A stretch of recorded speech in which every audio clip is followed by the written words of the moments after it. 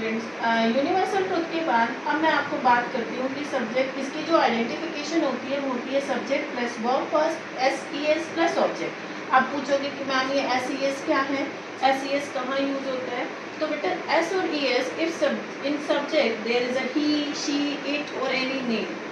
If subject is he, she, it, or if there is any name, then we will use S or ES with verb. So the sentence is they play football daily.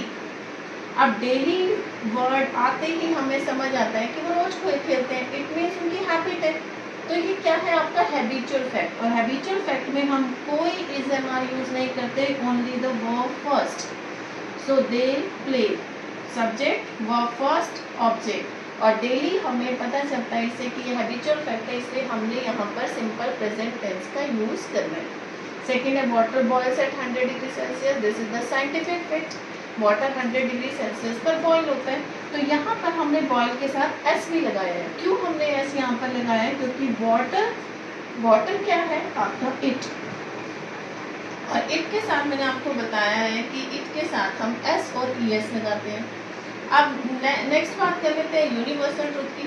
Universal truth क्या है? जो कभी change नहीं होता। Like the sun sets in the west, sun जो है वो waste में सेट होता है, तो ये आप चेंज नहीं कर सकते। This is the universal truth. तो यहाँ पर भी हमने the sun sets in the waste.